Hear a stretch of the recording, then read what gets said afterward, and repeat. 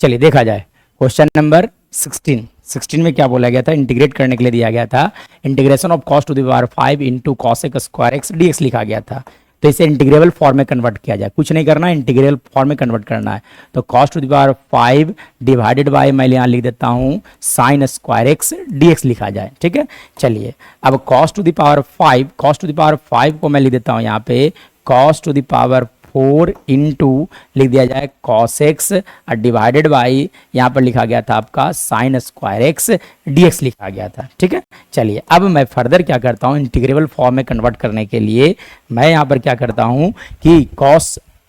To the power 4 को लिखा जा सकता है cos स्क्वायर एक्स का पावर 2 इंटू लिखा जा सकता है cos एक्स डिवाइडेड बाई हो गया आपका साइन स्क्वायर एक्स डीएक्स लिखा जा सकता है। मतलब अगर फर्दर बात किया जाएगा तो यहाँ से लिखा जा सकता है,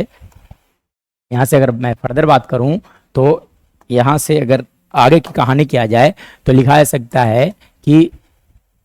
cos square theta cos square x को लिखा जा सकता है 1 माइनस साइन स्क्वायर एक्स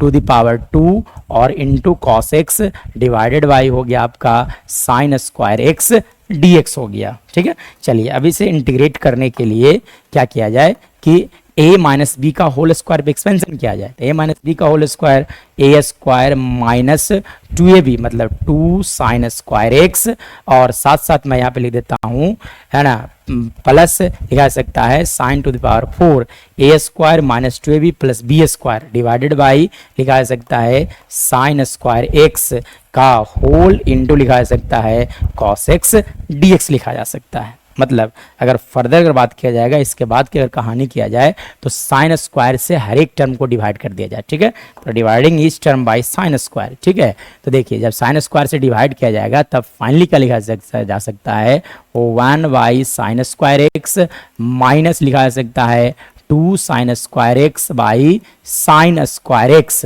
ठीक है, अब प्लस लिखा जा सकता है sine to the power 4 divided by लिखा जा सकता है sine square x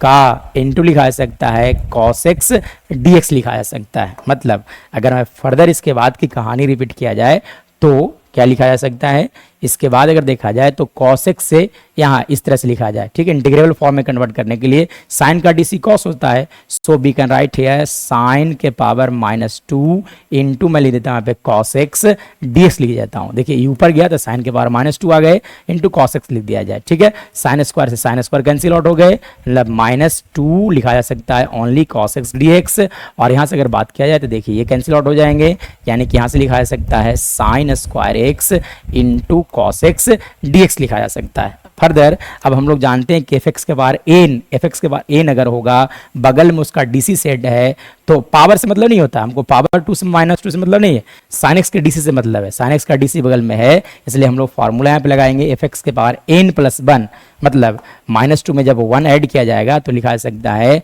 sine x के पावर -1 डिवाइडेड बाई -1 -2 कॉस का इंटीग्रेशन होता है साइन, इसलिए यहाँ से लिखा जा सकता है साइन एक्स। और अगर मैं बात करूँ यहाँ पर देखिए इसका डीसी सेट है तो यहाँ से लिखा जा सकता है sine to the power 3/3 plus C. मतलब फर्दर अगर बात किया जाएगा तो यहाँ से देखा जा सकता है को 1 बाई साइन